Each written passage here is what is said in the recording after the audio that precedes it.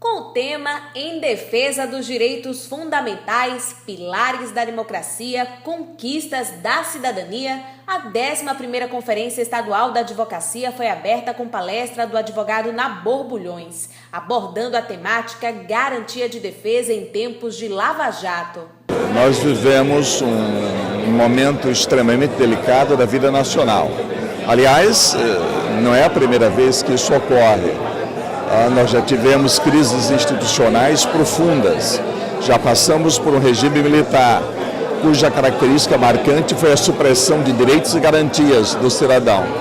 Mas já agora nós vivemos num regime democrático e temos que estabelecer um equilíbrio entre o necessário combate à corrupção e à impunidade e a observância dos direitos e garantias constitucionais. O grande desafio está exatamente em estabelecer esse equilíbrio. Nós não podemos jamais esquecer que não se combate a impunidade, não se combate a corrupção destruindo um sistema de garantias ou instituindo um sistema paralelo de supressão, ainda que episódica, de direitos e garantias constitucionais. O grande equilíbrio está em lutar contra a corrupção, e nós temos esse compromisso histórico, nós da OAB, e ao mesmo tempo buscar estabelecer um equilíbrio nessa luta de combate à impunidade e à corrupção.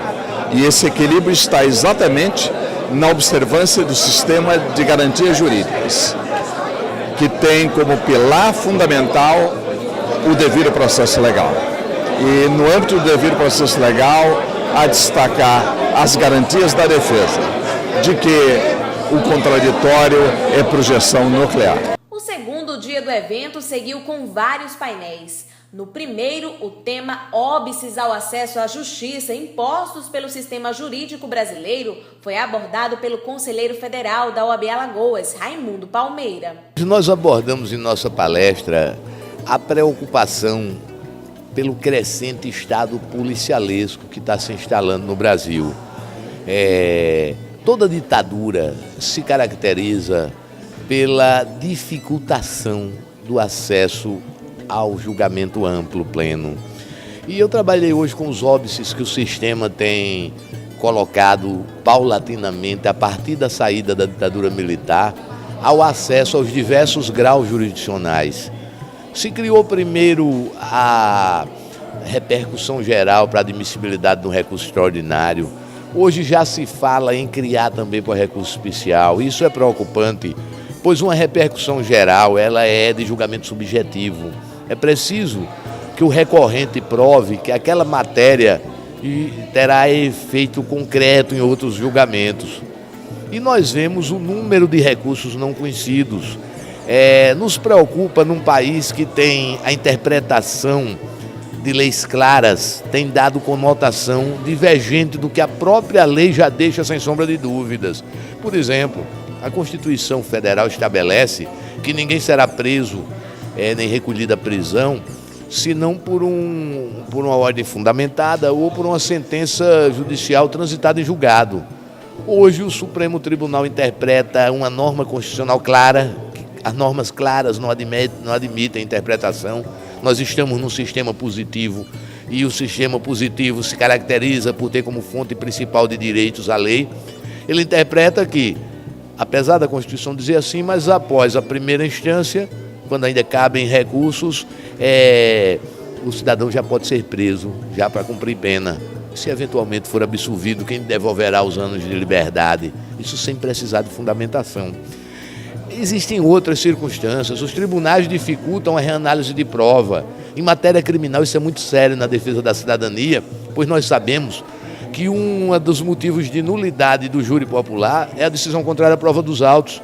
E como se proibir discutir prova num recurso especial extraordinário para os tribunais superiores?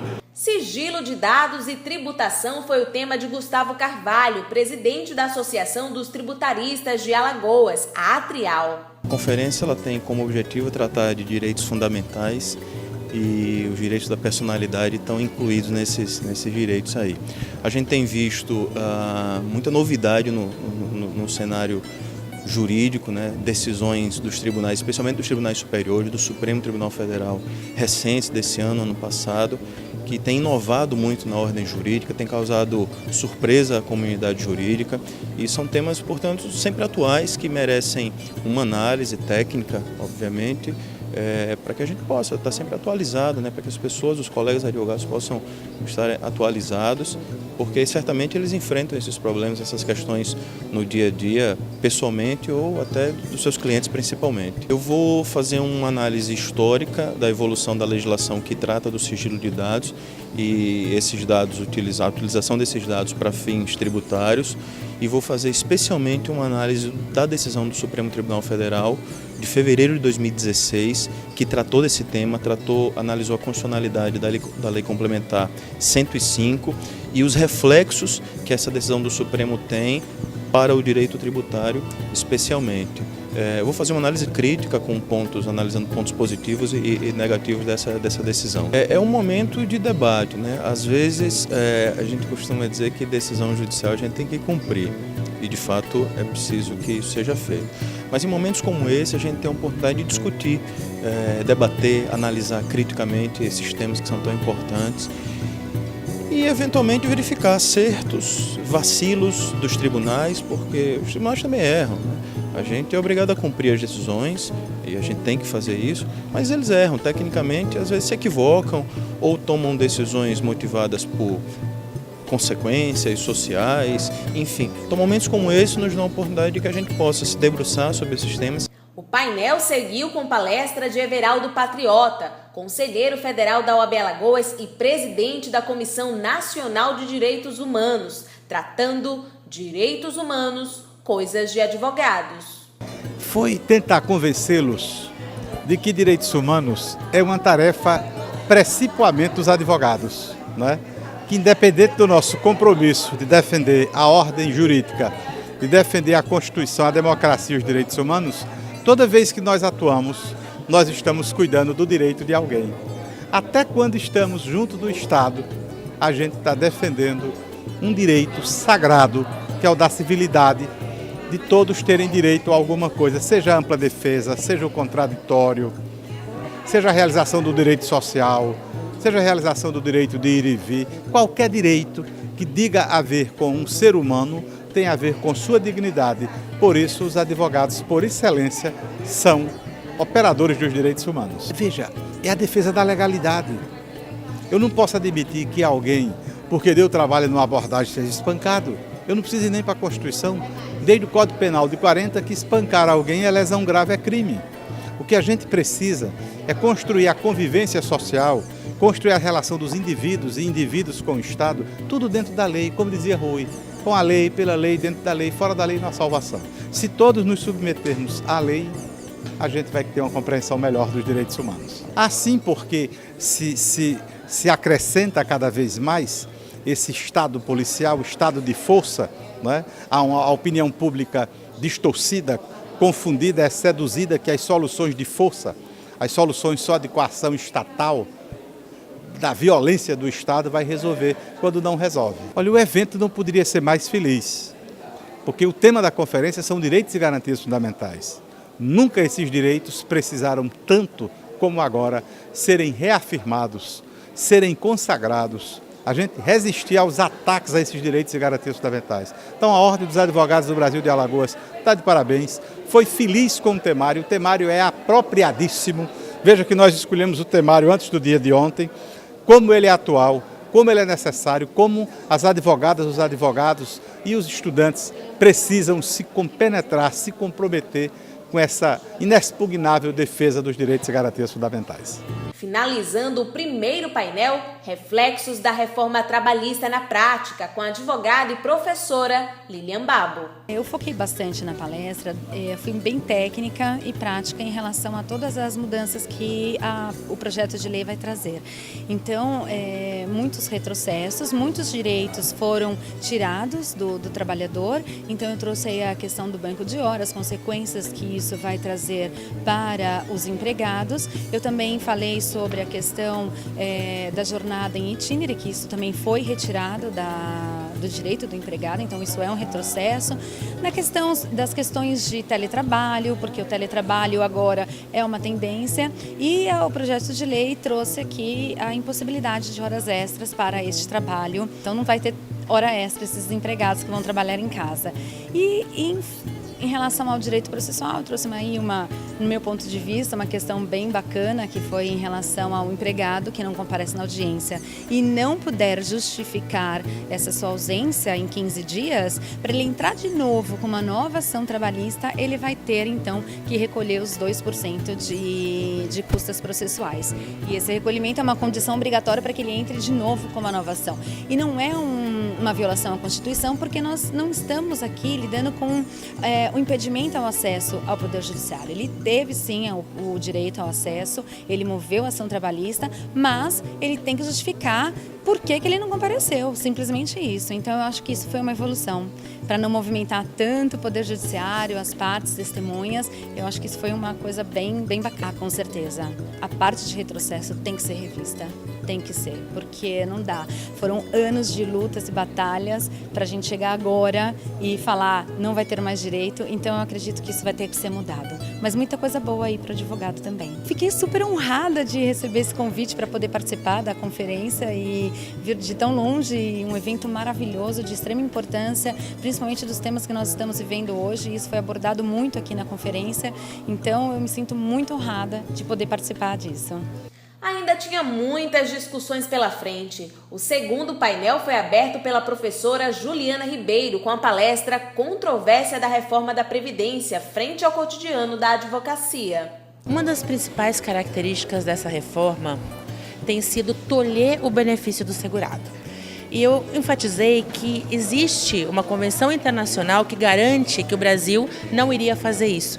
Então, além da pergunta normal, que é o questionamento do porquê disso tudo, por que será que o Brasil não está respeitando essas normas internacionais? Esse é o ponto ruim da reforma. É claro que tem pontos que precisam ser consertados, até para você evitar um problema futuro, como, por exemplo, talvez instituir realmente uma idade mínima para aposentadoria, não aos 65, não aos 60, mas aos 55, para que a pessoa possa ter uma melhor qualidade de velhice. E por que será que eles estão querendo acabar com a aposentadoria especial? Esse é um ponto que, para mim, pesa muito no que diz respeito à reforma. Estão querendo que a pessoa prove, além da exposição ao risco, que prove que ela adoeceu. E aí foge um pouquinho ao benefício por incapacidade. Sim, a população, na verdade o papel da advocacia e da OAB tem que ser informativo também, como a OAB vai à escola, toda a OAB mulher, ela pode levar à sociedade o que eles estão querendo mudar, porque uma vez que a mídia coloca a questão que a reforma é boa, que a pessoa não vai ter direito ao benefício, ela está iludindo o cidadão que a reforma é boa, mas a gente sabe que a reforma não é boa. Existirão regras muito árduas para a pessoa se aposentar. Por exemplo, a expectativa de vida do alagoano e a expectativa de vida do paulista, que é completamente diferente, mas a regra está sendo uniforme, então ofende o princípio da isonomia.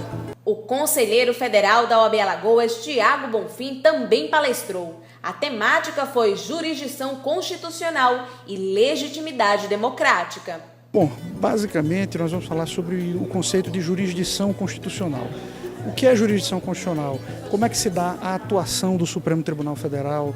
Como é que se dá a atuação de um juiz no dia a dia nessa tarefa de efetivar a Constituição, de cumprir a Constituição? Por exemplo, quando um juiz determina que o Estado forneça um medicamento a uma pessoa, a um cidadão, há quem discuta que o juiz não teria poderes para isso, que o juiz não teria legitimidade para isso, porque ele não foi eleito. Então, são esses temas que nós vamos debater diante do contexto que o nosso país vive, diante desse caos político, administrativo. Qual o papel do judiciário como protagonista não no sentido de resolver todos os problemas, mas no sentido de efetivar a Constituição, de garantir a Constituição, de guardar a Constituição. O sistema de precedentes no novo CPC e o exercício da advocacia foi o tema escolhido pelo conselheiro do CNJ, Henrique de Almeida Ávila, no terceiro painel. É um prazer muito grande estar aqui. Eu, como disse na palestra, agradeço efusivamente a doutora Fernanda Marinella, né, presidente da OAB de Alagoas, o doutor Felipe Sarmento, conselheiro federal, né, aqui pela OAB de Alagoas, secretário-geral do Conselho Federal, são amigos muito queridos e generosamente me convidaram para fazer parte aqui dessa conferência, que é muito importante e trata de temas, né, como o que eu tratei hoje, muito relevantes para a advocacia, não só para a advocacia, mas para o sistema de justiça. Veja, o novo Código de Processo Civil, que foi especificamente o que eu quis abordar, ele imprime inúmeras alterações no sistema de processos civis brasileiro, do processo civis do país inteiro, de todo o território nacional. E, obviamente, a advocacia tem que estar atenta a isso, porque hoje, como eu disse, um dos principais problemas, né, na justiça do Brasil é a morosidade. E como é que nós vamos resolver isso? Não é fácil, nós não temos uma fórmula mágica, é preciso que todos estejamos empenhados nisso, e a participação da advocacia nisso é muito importante, se valendo dos meios que a lei dispõe exatamente para que os processos andem com mais agilidade, que é audiência de conciliação e mediação, que é o sistema de observância dos precedentes dos tribunais. O advogado tem que estar atento para fazer reclamação, quando é para fazer reclamação, que é para exigir do judiciário e de todos os atores, né, do processo brasileiro o cumprimento do Código de Processo Civil, que no caso a observância da jurisprudência. Bruno Miragem, advogado e consultor jurídico, trouxe para o público no quarto painel uma discussão sobre direito do consumidor e os desafios da atualidade. Na verdade, as conferências estaduais, né, e aqui em Alagoas, isso se repete, sem dúvida, um dos pontos altos da advocacia e da organização dos advogados, a discussão dos grandes temas. O direito do consumidor hoje é um grande tema da advocacia, como é um grande tema da justiça brasileira. Eu costumo dizer que, se nós formos pensar na justiça civil, nas causas cíveis do Brasil, seguramente mais de 50% giram em torno de questões que envolvem o direito do consumidor. Tá? Questões desde daquelas mais comezinhas, mais simples, que envolvem qualidade de produtos, má prestação de serviços, até questões novas para a realidade brasileira, para a realidade econômica, como a questão das telecomunicações, das novas tecnologias, o consumo pela internet, o consumo compartilhado, agora com essas plataformas novas de organização de serviços, Uber, Cabify e outros. Então são temas que o próprio mercado, oferecendo aos consumidores novos produtos e serviços, isso traz consigo problemas.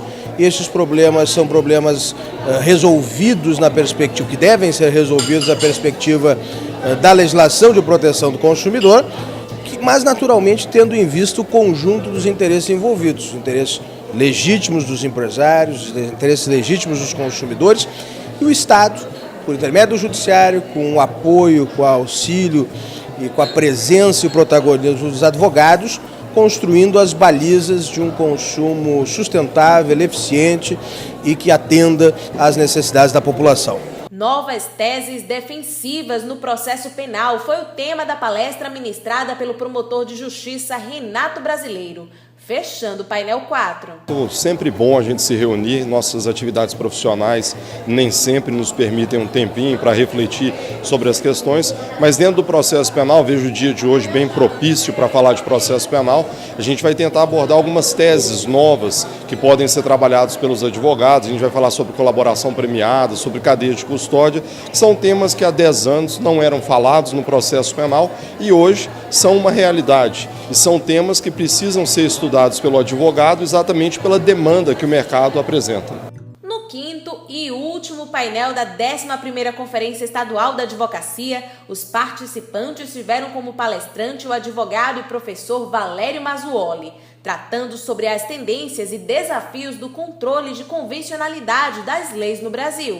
Exato, essas conferências são extremamente importantes. Eu, como advogado, advogando em Brasília, em tribunais superiores, nos estados, Fico extremamente feliz de ver as novas teses que vêm sendo lançadas e as novas técnicas da advocacia que vêm sendo implementadas. Essa é exatamente a finalidade dessas conferências estaduais de advogados, ou seja, o advogado entender e compreender quais os novos métodos e as novas técnicas que têm sido utilizadas para a atividade da advocacia. E é só nas conferências estaduais que o advogado tem essa oportunidade de entender o que tem vindo de novo para o exercício da profissão. E eu vou falar de um tema que me é muito caro, objeto de vários livros, que é o controle de convencionalidade das leis. É uma dessas técnicas que eu disse que é novidade para os advogados. Quer dizer, é exigido do Poder Judiciário que aplique os tratados e convenções internacionais, especialmente os de direitos humanos, para proteger direitos das partes, para proteger direitos das pessoas e dessa grande e carente massa popular que está precisando da atividade jurídica e precisando dos advogados para lograr êxito nas suas demandas perante o Poder Judiciário. O desembargador do TRF da 5ª Região, Rubens Canuto, ministrou palestra com o tema O Novo CPC e os desafios de sua implantação, fechando o maior evento da advocacia alagoana. A conferência é um momento extremamente importante para que possa a comunidade jurídica, a sociedade em geral, ser posta a par, né, das novidades do direito, principalmente diante dos fatos polêmicos que vem acontecendo no Brasil. Então é um momento importante de troca de ideias, de aprimoramento da própria ordem jurídica, né, e de se levantar teses e se discutir com a sociedade o que se acha de melhor para o direito brasileiro. Meu tema especificamente vai dizer respeito ao novo Código de Processo Civil e as dificuldades de sua implantação, que é um tema realmente novo, onde estão havendo muitos debates acerca da correta interpretação das normas do Código de Processo Civil e o que o Judiciário tem enfrentado algumas dificuldades, né, com vistas a se adequar a essa nova realidade. Mas acredito que com o tempo chegaremos ao ponto ideal.